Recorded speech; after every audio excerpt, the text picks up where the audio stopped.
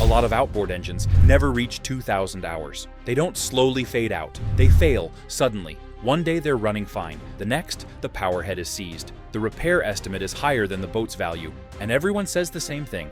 It just happened. But here's the part that should make you uncomfortable. Some of these exact same engines are quietly running past 5,000 hours with no rebuilds, no catastrophic failures, and no special modifications. Same brands, same saltwater, same fuel. So what's actually killing most outboards early? It's not bad luck, it's not abuse, and it's definitely not what most owners think. The difference comes down to small decisions made over and over again. No alarms, no warnings, just slow damage. And the first habit in this countdown is something almost every owner does automatically, thinking it helps. Habit number 10, the extended flush interval. The difference between a quick rinse and actual protection comes down to time and water volume. 30 seconds might wet the exterior components, but it barely moves water through the midsection passages, where salt accumulates in hidden pockets. Mercury's own service bulletins, buried in technical documents most owners never see, indicate that engines flushed for under 5 minutes still retain salt buildup in critical cooling passages after just one season in warm, saltwater environments. I've seen owners track this for years on the same engine model. He runs his engine for 10 full minutes after every saltwater outing, using a quality flush adapter that creates positive pressure. When he finally brought the engine in for inspection, before deciding on a repower, the mechanic pulled the thermostat housing to check the passages. Everything looked nearly factory fresh, with minimal scale. Meanwhile, owners who do quick 1-minute rinses often end up paying for cooling system and pump housing corrosion much earlier than they expected. The key isn't just moving water through, but moving enough water long enough to displace everything. 10 minutes allows the system to cycle multiple times, pushing fresh water through passages in the cylinder head and exhaust areas that take time to clear. Some operators alternate between idle and slight throttle during the flush to improve circulation through different areas. This seems almost too simple to matter, but salt corrosion accumulates progressively. Every shortened flush leaves residue that attracts moisture and accelerates decay. Over 5 or 10 years, the difference between pristine cooling passages and ones riddled with restrictions becomes the difference between an engine worth keeping and one headed for expensive repairs or replacement. But there's something even more critical happening inside your engine that most boaters completely misunderstand, and it has nothing to do with cooling. Habit number 9, the aggressive oil change schedule. Your owner's manual probably lists 100-hour intervals, possibly stretching to 150 for newer models with synthetic oils. Those numbers represent the outer limit of acceptability, not what's optimal for longevity. Modern 4-stroke outboards operate under more severe conditions than most people realize. They sustain high loads continuously, run at higher average temperatures than automotive engines, and deal with moisture intrusion through breather systems exposed to constant spray. Oil degrades faster in marine applications. There's no gentle highway cruising to cool components down. Instead, outboards spend running time under load, whether fighting current, pulling skiers, or pushing through chop. The oil works hard every minute. By 100 hours, it's been through tens of thousands of heat cycles and accumulated combustion byproducts, moisture contamination, and microscopic wear particles. Commercial operators who depend on engines and track costs obsessively have learned this through experience. Many change oil every 50 hours, regardless of manual recommendations. Some go as low as 25 hours during the first year when the engine is breaking in and producing more wear particles. One commercial guide service in Alaska runs twin Suzuki DF 300s on salmon charters. The operator changes oil every 40 hours without exception. After 4,200 hours, his mechanic pulled a valve cover during routine inspection.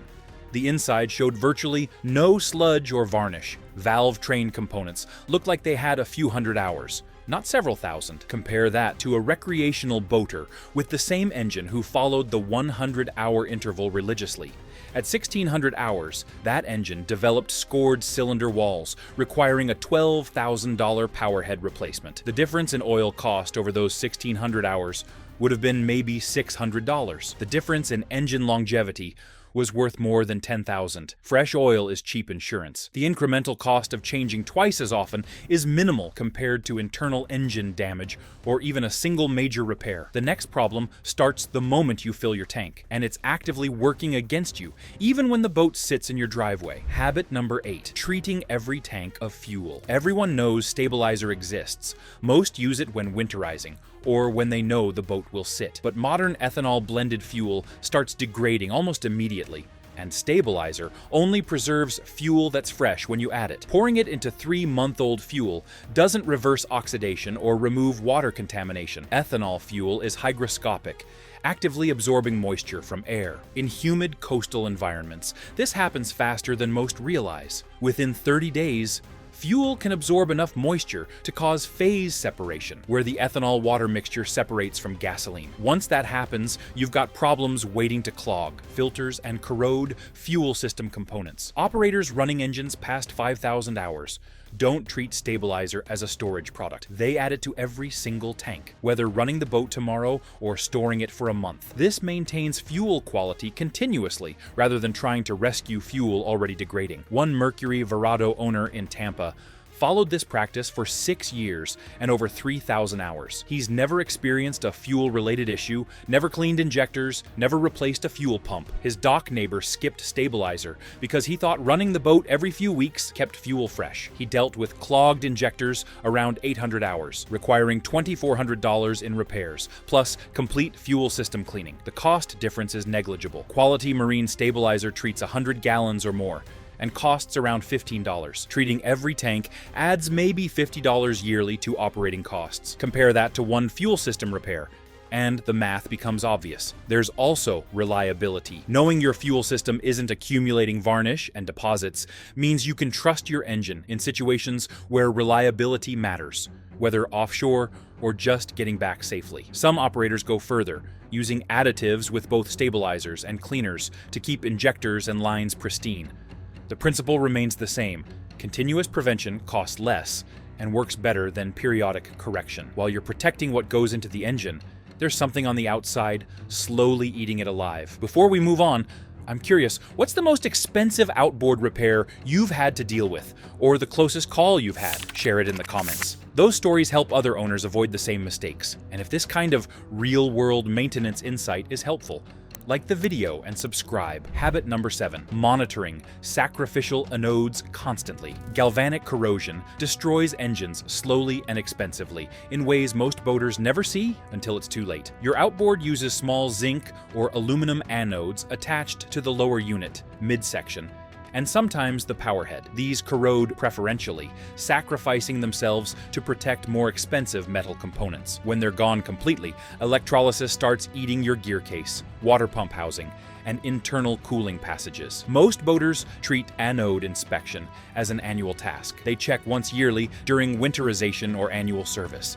That might work in some conditions, but in warm saltwater with stray current from shore power or nearby boats, anodes deteriorate much faster. In high current environments like busy marinas, anodes can disappear in 4 months. One Yamaha F150 owner in the Florida Keys learned this the hard way. He checked anodes during annual service, but didn't think about more frequent inspection. After 2 seasons, when he finally looked, anodes were completely gone, and the lower unit showed pitting and corrosion damage. The repair required a new gear case at $4,200. His neighbor at the same marina with similar usage inspects anodes every 90 days. He replaces them at 50% consumption, not waiting until they're gone. After 7 years and 4,800 hours, his lower unit shows no signs of galvanic corrosion. The inspection takes 10 minutes and requires no special tools. You can check most anodes visually, and lower unit anodes are accessible by tilting the engine up. Replacement anodes are inexpensive, typically $8 to $25 depending on the engine. The contrast between prevention cost and repair cost is almost absurd. There's also a diagnostic element to consumption. If anodes disappear unusually fast, that's telling you something about your electrical system or marina environment. It might indicate a grounding issue with your electrical system, stray current from shore power, or improperly grounded neighboring boats. But while anodes protect from external corrosion, There's a tiny component buried deep inside that can take down your entire powerhead in minutes. Habit number 6, preemptive thermostat replacement. Everyone forgets about this component until something catastrophic happens. They're buried inside the cooling system, relatively inexpensive, and most manufacturers don't specify replacement intervals because they expect the thermostat to outlast owner patience. But they do fail, and when they fail, they cause disproportionate damage. A stuck-open thermostat causes engines to run below optimal temperature. This might not sound dangerous, but cold running leads to incomplete combustion, fuel dilution of oil, and carbon buildup on valves and pistons. Over time, this degrades performance and can lead to more serious issues. A stuck-closed thermostat is more immediately dangerous. It prevents coolant from circulating properly, causing rapid overheating that can warp cylinder heads, blow head gaskets, or even crack the block. The conservative approach is replacement before failure. High-hour commercial operators typically replace thermostats every 500 hours, whether showing symptoms or not. This might seem excessive, but considering a thermostat costs between $40 and $90, while an overheated engine can require $6,000 to $8,000 top-end rebuilds, the insurance value is clear. One Suzuki DF250 commercial operator in Louisiana built his maintenance schedule around this principle. He replaced thermostats at 450-hour intervals for 11 years. His engines accumulated 5,200 hours before he repowered, and that was only for the newer model with improved fuel efficiency. The engines were still running strong. Another operator with the same model followed the manual and replaced parts only when problems appeared. His thermostat stuck closed at 1,100 hours during a hot summer day. The engine overheated before he noticed, cracking a cylinder head and requiring $7,800 in repairs. The replacement process isn't particularly complex. Most marine mechanics can swap thermostats in under an hour, and many experienced boaters do it themselves. The key is scheduling replacement based on hours or calendar time, not waiting for symptoms. There's another maintenance task everyone thinks they're doing correctly, but the way most people do it is almost completely ineffective. Habit number 5, proper greasing technique. Modern outboards have multiple grease fittings on steering components, tilt tubes, and trim rams. Most boaters know these exist and hit them occasionally with a grease gun. But there's a significant difference between putting some grease in and actually doing the job correctly. When you attach a grease gun and give 2 quick pumps, you're adding grease on top of whatever's already there. If that existing grease is contaminated with saltwater, dirt, or corrosion, you're not solving the problem. You're stacking clean grease on top of contaminated grease. The proper technique is pumping grease until you see old grease purging out from seals and boots. This ensures you've displaced contaminated material and filled the component with fresh lubricant. There's also the issue of finding all fittings. Some are obvious, but others are hidden. Yamaha midsections have fittings on clamp tube brackets many people miss. Mercury's power steering systems have pivot pins needing attention. If you don't know these exist, they never get serviced, and eventually they seize. One Honda BF 250 owner took this seriously. Every 100 hours, he went through every fitting with a grease gun, pumping 5 to 8 full strokes per fitting until seeing clean grease emerge. He maintained a checklist to ensure he never missed a fitting. After 4,600 hours, his tilt and trim system still operated smoothly with no binding or hesitation. His friend with the same engine gave fittings a few quick pumps once or twice yearly. At 1,400 hours, his tilt tube seized from internal corrosion, requiring $1,300 in parts plus labor to rebuild. The difference in grease cost over those thousands of hours might have been $20. The difference in reliability and repair costs was over $1,000.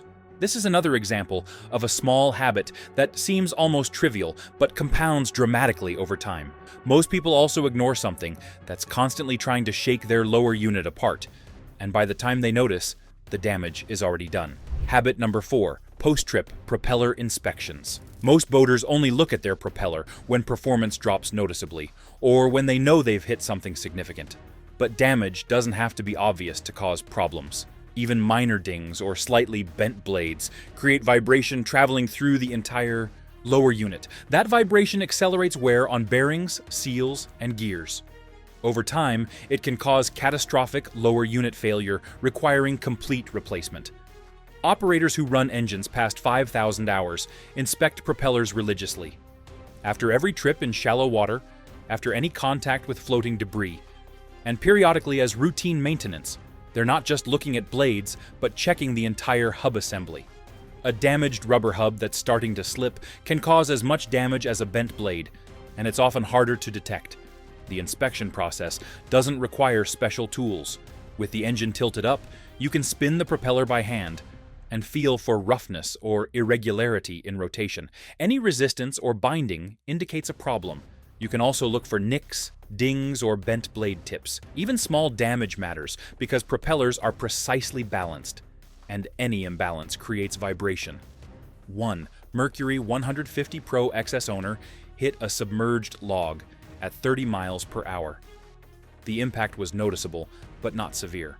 Most people would have checked that the engine still ran smoothly and left it at that. This owner pulled the propeller and found a hairline crack in one blade that wasn't visible without close inspection. He replaced the propeller immediately. That engine is still running strong at 3,400 hours, with no lower unit issues. Another boater with a similar incident decided the bent blade wasn't bad enough to worry about. 600 hours later, his gear case bearings failed, requiring a $3,200 rebuild. Now here's where most boaters unknowingly destroy their engines while thinking they're being gentle. Habit number 3. Operating in the optimal power range. Most engine damage doesn't come from age or hours alone, but from how those hours are accumulated. The most destructive operating condition for outboards is lugging, running at low revolutions per minute, under heavy load. This happens when operators try pulling heavy boats or skiers at inadequate engine speeds, often thinking they're saving fuel or being gentle. In reality, this creates massive cylinder pressure without adequate airflow for cooling, leading to carbon buildup, glazed rings, and overheated components. Every outboard has an optimal operating range specified by the manufacturer, typically between 4,000 and 5,500 revolutions per minute for cruising.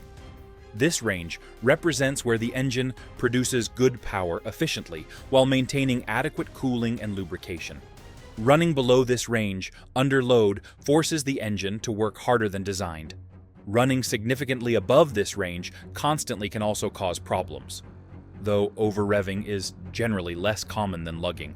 One Yamaha F300 in commercial service accumulated 5,800 hours because the operator understood load management. During long runs between fishing spots, he kept the engine at 4,800 revolutions per minute, right in the middle of the recommended range. The engine worked efficiently, stayed cool, and showed minimal wear. Another operator with the same engine tried maximizing fuel economy by running at 3,200 revolutions per minute under heavy load. His engine burned valves at 1,900 hours, requiring a $9,400 top-end rebuild. The fuel economy argument doesn't hold up when considering total operation cost. Saving a few gallons per trip isn't worth much if you're destroying the engine. Modern outboards are actually most efficient at moderate speeds within their optimal range, not at the lowest possible revolutions per minute. Hull design also matters. Some boats are designed to run efficiently at certain speeds, and trying to force them slower just increases resistance and load. Even if you're operating perfectly, there's something happening inside your engine right now while it sits in storage, and most people in warm climates think they're immune.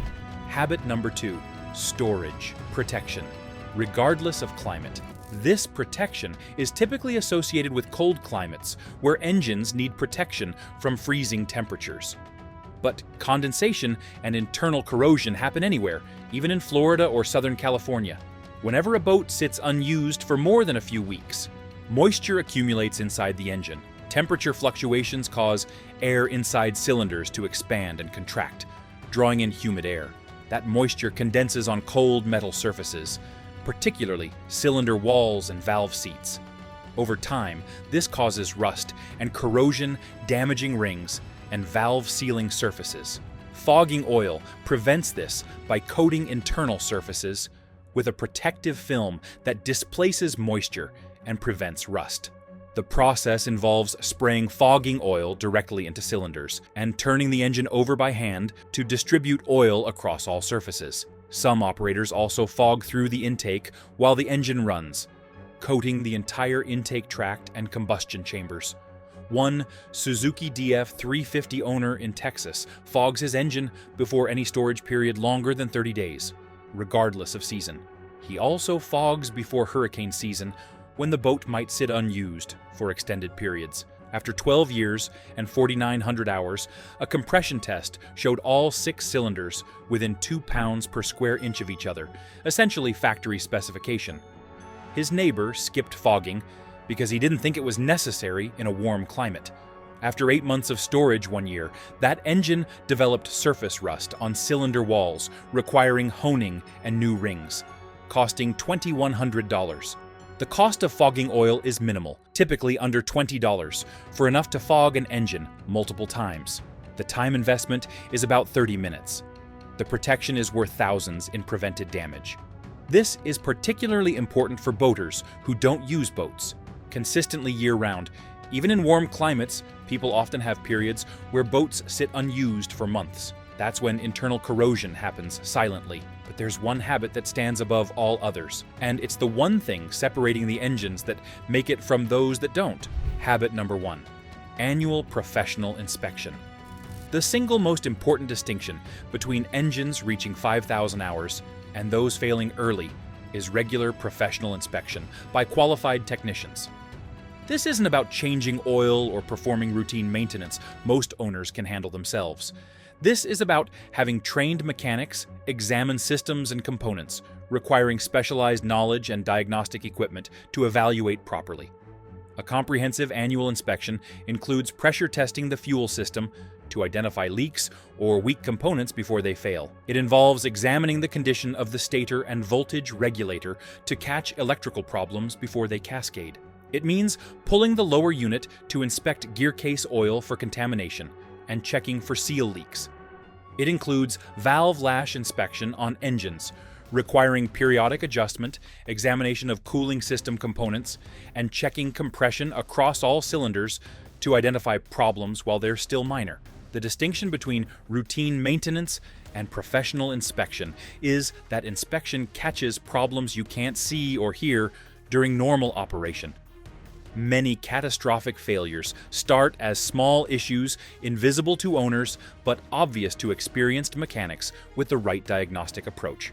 A stator starting to lose output might not cause immediate problems, but will eventually lead to charging system failure and potentially damage to electronics or the powerhead if the battery dies at the wrong time. One Mercury Verado owner spent approximately $350 annually on comprehensive dealer inspections for 9 years. During the 6th year inspection, the mechanic found a cracked fuel line during detailed fuel system examination. The crack wasn't large enough to cause running issues yet, but it would have soon created a lean fuel condition that could have melted pistons and destroyed the powerhead. That single inspection prevented what would have been a $14,000 repair. Another owner skipped these inspections to save money, relying on his own basic maintenance routine. His engine seized at 1,700 hours from a cooling system component failure that had been gradually degrading, but showed no obvious symptoms until too late. If you got value from this, let me know in the comments which habit surprised you the most or which one you're already doing. These engines last or fail based on small decisions, and sharing experiences helps everyone avoid expensive mistakes. If you want more real-world breakdowns like this, hit like, subscribe, and turn on notifications so you don't miss the next one.